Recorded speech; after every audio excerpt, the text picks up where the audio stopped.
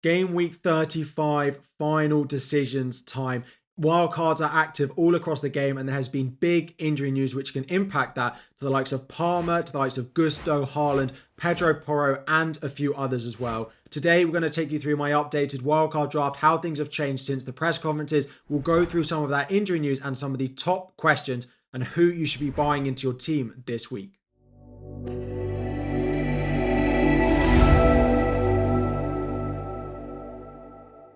What's up everyone, FPL Harry here. Before we dive in, 1,000 likes is the aim. Subscribe if you are new around here as well, and it is your one-stop shop. The last thing you need to watch before game week 35. We're going to go through injuries all the way through, players to buy, updates for the week, captaincy, right up until my updated wildcard draft. So let's start off by having a bit of injury news, some good news and some bad news. First of all, starting off at Manchester City, and it is Erling Haaland. Nottingham Forest away from him this week, didn't feature at all in the FA Cup semi-final last weekend, didn't feature at all even on the bench against Brighton, and Pep said he's progressing well, but he does not know for Sunday. Basically, no real info, no real press conference on Friday from Manchester City. They are not training today either, given that they played on Thursday night and don't now have a game until Sunday. They will train on Saturday, which is no news to us because it is after the FPL deadline. Personally, I can't see him going from not being involved at all on Thursday evening to starting a Premier League game on Sunday. That's where I'm at the moment. Spoiler, he is still in my wild card, but another spoiler, he's actually on my bench.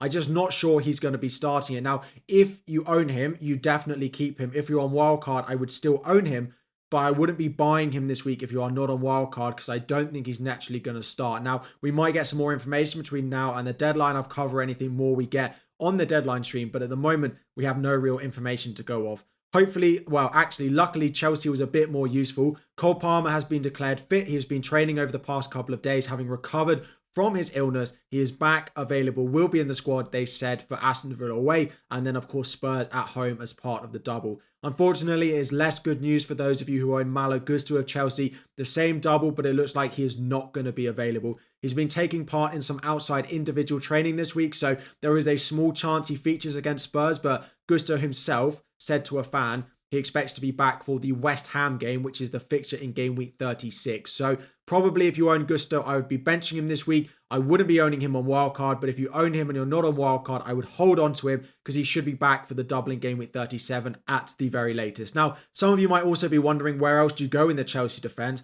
Chilwell does have a bit of an injury still, so Marc Cucurella is a gamble. Outside of that, I don't see any of the Chelsea defenders starting all the games between now and the end of the season. I don't think Gusto or Cucurella will either. None of them will start. 5 out of 6 would be a push. I think 4 out of 6 starts would be, you'd get lucky if you get that from a Chelsea defender. So a lot of us, like myself, then turn to the goalkeeper in Petrovic, who now feels like the safest option this week. A little bit more injury news. First of all, at Spurs, both Pedro Porro and Richarlison have been declared fit. They've been training well this week, and Ange Postecoglou said that they are available. Simple as that, they are both available. Finally, we have some managers who give us reliable and accurate and honest team news on a Friday. Porro should go straight back into that Spurs team at right back, and he becomes a very good pick, both on wildcard and not if you're not on wildcard as well. Richarlison's a bit more of a punt. We don't know if he's going to go back in. Personally, I think Spurs need him. I think they've been struggling going forward. They're lacking goals, lacking a bit of fight up front. I think Richarlison should go back in, but it could easily be Werner, Brennan Johnson, Kulusevski and Son taking up those front 3 spots again. So probably wouldn't go buying Richarlison, but it is a boost that he's going to come at least off the bench, and Porro should start this weekend. Finally, let's just cover a little bit of Newcastle, which doesn't directly impact us, but it might impact some of the other players that we're looking to buy. Pope and Trippier, the 2 big ones, are expected not to play in game week 35, but they are expected to play again at some point this season, along with Livramento, who is also ruled out for this weekend.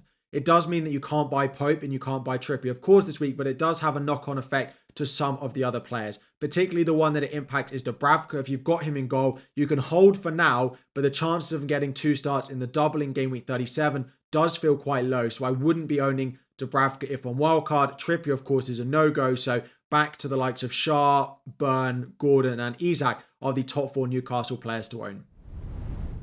Now, having a look at those top players to buy with all of that injury information coming in. First of all, in goalkeepers, I'm going with Petrovic number 1 and Vicario number 2. The thing with keepers is the number of fixtures is important because they make saves, they get bonus, even if there aren't massive clean sheets, but clean sheets are difficult to predict at the moment.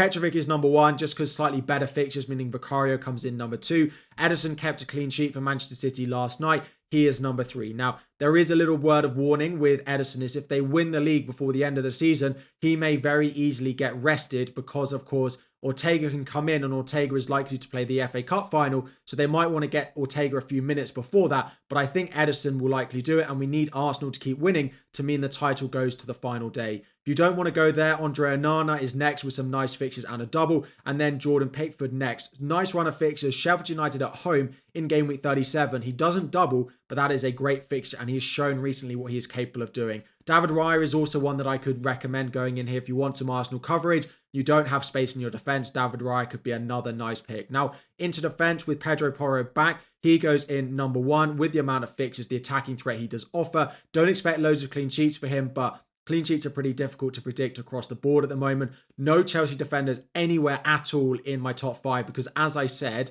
I don't think any Chelsea defender starts more than 4 games between now and the end of the season, which basically means they don't have any doubles, right? They basically just have single game weeks. And if that was the case, we wouldn't be buying any of them. Next up is Fabian Schär. He has a nice attacking threat. If you don't have the money for Schär, Dan Burn is a fantastic alternative. You have similar at Manchester United with Diego Dallo being the best pick. But if you don't have the money, Harry Maguire at 4.2 is a fantastic way to save a bit of money. Kyle Walker, I promise he was in my top defenders to buy for this week before he got 2 assists and a clean sheet last night. I do prefer him slightly over Gvardiol. It feels slightly more nailed at the moment. And then number 5, it is an Arsenal defender despite no doubles. And I've gone with Ben White. Could be Gabriel. It could be Saliba as well. Basically, whichever one you have value tied up in, just keep them. It's not worth chopping and changing between them. If I was buying completely new, I'd probably buy Ben White now. Into midfield, Cole Palmer is in here number 1 with the fixtures Chelsea have, with how reliable he's been. He is number 1. Heung-min Son number 2 now that we know that the Spurs team is getting some players back to fitness and they've had a decent 2-week break before these games. Foden in number 3, Bruno number 4 and Gordon number 5. You could probably shake these about, put them in any order that you wanted to. Foden is probably top based off the performance the other night. Might be playing centrally as well a little bit without Haaland. Fernandes is next and then Gordon. Just because Gordon doesn't have penalties, I've put him below Bruno Fernandes. Then up front, things are a little bit difficult because of Erling Haaland up front. I've gone Isak up front and Nicholas Jackson second. Jackson has 1 extra game over Isak, but I think Isak is a better option despite that. He has Sheffield United at home this week. Jackson has the double. Would you be surprised that Isak outscores Jackson this week? Probably not. I've put Erling Haaland in number 3, but as I said, you can't really buy him this week. If you're on Wildcard, I would recommend still owning him. But if you don't own him, you can't be buying him. So it's difficult for me to put him in the list. But if he is back soon, which we are expecting him to be back game week 37 at the latest, if not game week 36, I would still want Erling Haaland in my top forwards for now and the end of the season. Number 4 is a non-doubler. Ollie Watkins chasing the Golden Boot, chasing Europe. He definitely deserves a mention and to be considered despite the double. Number 5 is João Pedro. He has 5 games, he has a double, but the chances of him starting every single game are pretty low. But when he does start, he can be pretty good and he might be on penalties as well. Now, looking at some of the key questions of the week. First of all, some of you are asking, are there any single game week players that you should be considering buying this week? Not really, to be honest. We're 4 weeks to the end of the season. The teams with the doubles also have nice fixtures in and around that. If you own an Arsenal defender or you're on Wildcard, they are potentially holds. And if you're not on Wildcard, don't go selling all of your non-doublers straight away. But there aren't really many that I would advise buying into new over buying someone with a double in game week 37. Now, there will, of course, be some single game week players like Watkins, potentially some of the Liverpool guys. Could Salah come good? Could Saka, potentially Havertz? Some of these players could do really well. But with 4 weeks between now and the end of the season, I would just recommend if you're using transfers to buy players with an extra fixture and a double in either game week 35 in Chelsea and Spurs, or in game week 37, of course, Chelsea, Spurs, but then also Manchester United, Manchester City, Newcastle and Brighton as well. So as I've said in the second point, if you're not on Wildcard, who are the key players to buy? So, of course, those Chelsea and Spurs players, particularly Palmer and Son, I wouldn't stress about having defenders from Chelsea and Spurs. Wouldn't expect massive clean sheets for them. So just go with what you want. Then the likes of Schär, Dallo in defence, Anthony Gordon, Fernandes. Go and check out the previous slide if you've skipped past that on the top players to buy by position. That should get you everything you want, whether you're on Wildcard or whether you're not on Wildcard, and who you should prioritise buying this week.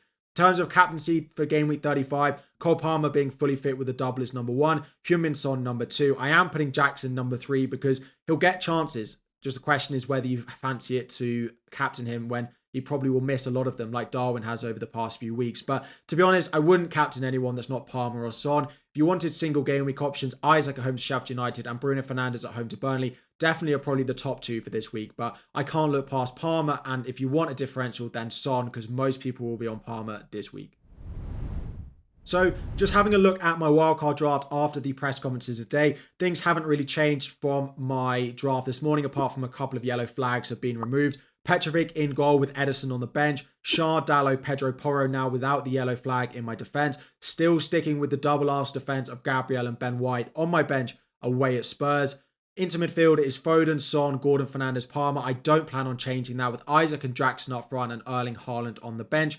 I know some of you have been asking, and all over my video from this morning is, I can't afford this draft. What would I do to afford it? Two easy downgrades that you can make. Shah to Dan Burn of Newcastle. Dalot down to Harry Maguire, also of Newcastle. If you still can't afford it, just scrap the double Arsenal defence. Probably downgrade Ben White, who's the more expensive one, to Dalot. If you're selling him to Maguire, sell him to a Van de Ven, sell him to a Lewis Dunk. Those are the three options. Just change the defence around. Downgrade Shah first, then downgrade Dalot, and then downgrade Ben White.